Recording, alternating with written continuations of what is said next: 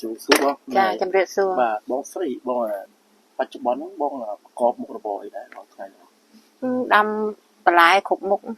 បន្លែបងចាមានល្ហុងមានអានោងមានតសក់មានម្រះដាំតកួនដាំអីសពតគ្រប់ហ្នឹងនៅហ្នឹងបងដាំខ្ញុំក៏លេខមើលខាងក្រោយក្នុងអីឆ្កាល្ហុងគឺបងបងណាចាបងខ្ញុំបាទហើយល្ហុងហ្នឹងបងអាចបញ្ជាក់បាន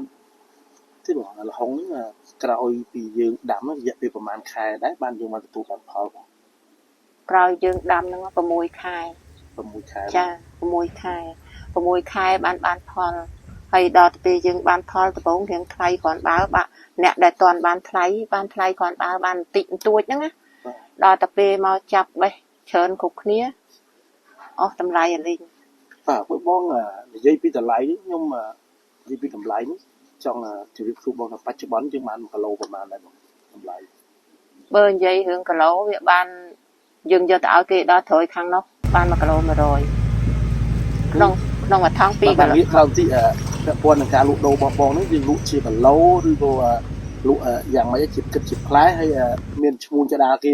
មកទទួលដល់កន្លែងយ៉ាងណាដែរបងអត់ទទួលដល់កន្លែងទេយកឲ្យគេដល់ត្រួយខាងនោះឆ្លងកោះណាបាទហើយនឹងយើងមិនអាចមិនលក់នេះទេផ្លែទេលក់ជាគីឡូបាទចាហើយ1គីឡូ100ចា100នឹងយកឲ្យគេត្រួយខាងនោះតែបើផាត់សហុយហើយបាន50រៀលចាក្នុងល្ហុងមួយផ្លែយើងគិតទៅបានប្រហែលជាប្រហែលគីឡូដែរល្ហុងមួយផ្លែបច្ចុប្បន្នហ្នឹងកាលពីពីមុនត្រឹមតែ2គីឡូ1គីឡូកន្លះហើយណាប៉ុន្តែដល់តែឥឡូវហ្នឹងល្ហុងមួយចូល3គីឡូអីប៉ុន្តែអត់មានអ្នកគេអត់ឲ្យបេះនោះដល់អញ្ចឹងល្ហុងវាធំបាទចាដល់ឥឡូវដល់ល្ហុងធំពេកទៅអ្នកឈ្មួញកដាលហ្នឹងគេអត់យកទៀតគេយកអាតូចមានន័យថាល្ហុងធំគេអត់យកគេអត់យកទេគេយកបងមិនដឹងយ៉ាងម៉េចគេតែគេថាធំហ្នឹងលែងយកតែអាតូចត្រឹម1គីឡូកន្លះអីទេចុះពីចឹងអាធំយើងធ្វើមិនទុកចោលចាជួនកាលបេះទម្លាក់ចោលទៅឲ្យវាស្រាលដើមអញ្ចឹងបាទហើយបងប្រកបអាជីវប្រកបមុខរបរដាំល្ហុងហ្នឹងប្រហែលឆ្នាំហើយដែរបងខ្ញុំធ្វើចការហ្នឹងចូល40ឆ្នាំជាងបាទ40ឆ្នាំដីហ្នឹងដីរបស់យើងដែរឬក៏យ៉ាងដីហ្នឹងដីផនខ្លួនឯងបាទចាខ្ញុំទិញគេ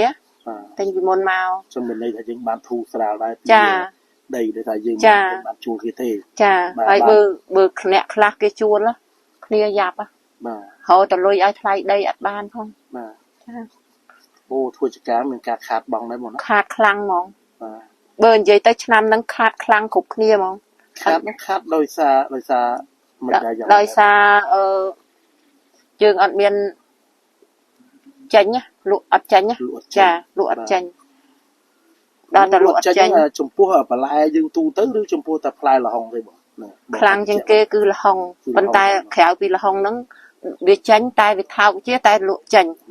ចាល្ហុងហ្នឹងមានន័យថាមូលហេតុលក់មិនចេញដោយសារយើងមកដល់ផលហ្នឹងគឺវាស្មើគ្នាតែហ្មងឬក៏យ៉ាងម៉េចមិនមែនទេកាលពីដើមសតស្មើគ្នាដែរក៏ប៉ុន្តែមិនក៏លក់ចេញតែទៅឆ្នាំហ្នឹងដឹងយ៉ាងម៉េចបាទចាដឹងយ៉ាងម៉េចបានជាលក់អត់ចេញទីផ្សារដែលបងយកពីហ្នឹងទៅយើងយកទៅចែកចាយនៅទីតាំងណាខ្លះដែរទៅខាងពេញចាពីមុនរាល់ឆ្នាំទៅគេទៅខាងបាត់ដំបងទៅខាងអីចឹងណាបាត់ដំបងចេញទៅថៃទៅអីខ្លះចឹងដល់ទៅពេលឆ្នាំយើងមិនចេញដល់ថៃចាដល់ទៅពេលឆ្នាំហ្នឹងវាអត់ចេញបាទចាអត់ចេញទេវានៅតែក្នុងភ្នំពេញដល់អញ្ចឹងវាអត់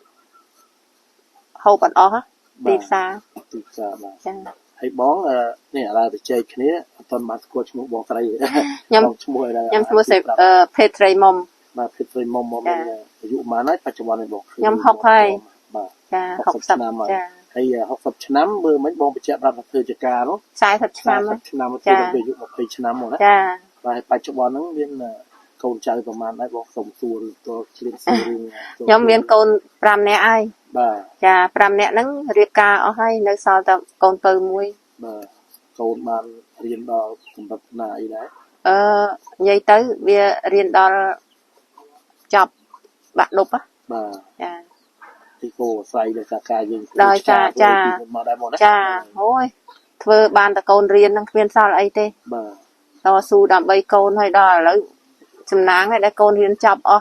bữa đôi năm nắng chập mong បាទតែយើងមើលកំហុងដូចចំណុចច្រើនមក trán khai nơi trán mình tên như khai nè khai nhóm còn bé ban tịnh tuổi vì môn màu bữa nè khai kia toàn ban bé nè khai không បាទ nơi ảnh trao ប bên ង ta អាចបងអាចសូមបកជូនមើលឆ្កាងទីបាននេះ បាន ពុកម៉ែបងប្អូនបាទខ្ញុំនាំអារម្មណ៍ពុកម៉ែបងប្អូនទៅចូលមើលឆ្កាងបងស្រីបាទតែយើងឃើញផងច្រើនហើយនេះដោយតាមការជឿរបស់បងគឺក្នុងឆ្នាំនេះគឺបន្តផ្លែច្រើនមែនតើ trán mình tên ហើយការដាំដុះនេះយើងអត់មានប្រើជីមីទេបងដើម្បីឲ្យបងប្អូនយើងក៏បានជ្រាបច្បាស់ថាបន្លែរបស់ខ្មែរយើង ọt miên thở chia năm bịch ấy thế tai còn là đại chi thòm chiết rự cha chi thòm chiết có បានយើងដើមវានឹងវាចង់ថារយៈពេលប្រហែលខែឬប្រហែលឆ្នាំបានយើងចាប់ដាំសារទៀត to ta tật lệnh អូមានន័យថាក្រោយពីយើងដាំម្ដងគឺយើងទទួលផលបានយូរឆ្នាំដែរបងណា du năm vì mình du nămប្រហែលទេបើយើងចាប់ដើមដាំពីខែ10ដល់ទៅខែ4ខែ5 ទទួលផលបានយូរ វាមិននេះទេមើលវាដាច់ខ្លាយខាងលើអស់ហើយវាមិនអាចបានច្រើនមើល បើសិនជានេះមិនតិចតោនទេ ចាហើយមើល ត្រូវបេះបង ថាមិនថលមបេះទេវាទៅជាពងមន់អស់លីងហ្នឹងចាពងមន់អស់លីងហ្នឹង យើងក្រៅពីយើងធ្វើបន្លែហ្នឹងអាលផុងហ្នឹងចង់បញ្ជាក់ថាមិនមែនថាខ្ញុំវាមិនស្គាល់ទេក៏វាស្គាល់ដែរតែវាមិនច្បាស់ដូចបងជាអ្នកដូចថាអត់ច្បាស់ដូចបងជាអ្នកដាំទេបងនេះយើងអាចយកទៅធ្វើជាលហុងទុំដែលគេយកទៅលក់ខ្ញុំឃើញតាមប្រទេសឬតាមផ្អែមឯបានទេ អត់បានទេព្រោះអីលហុងនឹងជាលហុងបន្លែមើល អូចឹងមានន័យថាលហុងនឹងពាក់ព័ន្ធតែបន្លែទេបងណា ចាពាក់ព័ន្ធតែបន្លែទេហើយ លហុងដែលគេដាក់ទូលក់ជាផ្អែមទេលហុងផ្សេងពូជ អាហ្នឹងពូជផ្សេង បាទ ពូជផ្សេងហើយមើលពួកឯងមើលឡើងពងមន់អស់ហើយហ្នឹងដល់តែពងមន់អញ្ចឹង ពងមន់នឹងមានន័យថាចង់ទុំហ៎បង ពងមន់ហ្នឹងបើយើងបេះទៅយកទៅបន្ទុំនេះវាឆ្នោតអញ្ចឹងណាបើយើងបេះទៅបន្ទុំវាទុំក្រហមហ្មង ប៉ុន្តែទៅពេលហូបមិនបានគេ វារាងសាបហើយយើងអាលហុងបន្លែហ្នឹងវាមានជាតិទឹកច្រើនណា បាទ វាអត់សាច់ហាប់ដោយអាលហុងគេទុកពងមន់ត្មងហ្នឹង ហើយនេះដល់ពេលយើងគេបេះមកនោះគឺយើងតែដល់ពេលនេះយើងឆ្លងជាគីឡូ ចាដាក់ថង អត់ដែលមានឡានគេមកយកដល់ហ្នឹងទេ អត់ទេឲ្យពួកឯងមើល បងចកាបងខ្ញុំមើលទៅធំប្រហែលហិកតាដែរបង ចកាហ្នឹងតតឹងខាងនេះ15ខាងនេះ22វា37 បាទប៉ុន្តែនេះបងអាចដាំតលហុងសុទ្ធហ្មង ដាំដល់លហុងឆ្នាំហ្នឹងដាំលហុងច្រើន ចុះបងថាមានដាំនេះមានដាំបន្លែ អីក្រួយ បន្លែផ្សេងៗមានម្រះមិនដែរបង ចាមានអានោងតងអំពៅអីចឹងណា តែនោះដូចជាបានផលល្អបង ចាបានដូចថារាល់ថ្ងៃចឹងហូបបានរាល់ថ្ងៃពី 30000 រាល់ថ្ងៃចឹងណាអាបន្លែហ្នឹងតែបើអានេះចា ប៉ុន្តែសរុបក្នុងឆ្នាំនេះដែលបងមុខរបរដែលនេះកសិកម្មបងលហុងតើបើយើងប្រៀបធៀបពីដើមទុនប្រើអស់យើងអស់ប្រមាណដែរបងហើយរហូតដល់ម៉ោងយើងទូទាត់ទៅវាអាចថាបានរូបខ្លួនហើយរូបតម្លៃដែលយើងចំណាយទេ អត់រួចទេចាបើតម្លៃគិតថាយើងចុះមកអស់ 5000 ហើយតែប្រមូលផលវិញអត់ទាន់បានទេចា ប៉ុន្តែខ្ញុំមើលទៅច្រើនបើសិនជាថាតម្លៃគួរសមឬក៏អាចថាលក់ដាច់គឺ ចានៅច្រើនមែនតើ មួយដើមមួយដើមចូលប្រហែលផ្លែ មួយដើមចូល10គីឡូ20គីឡូក៏មានដែរចា20ទៅ30គីឡូក៏មានដែរបើអាដើមនេះមួយចូល20គីឡូបាត់ហើយនេះដើមចា ប៉ុន្តែហ្នឹងខ្ញុំងាកក្រោយទីទៅមកអាហ្នឹង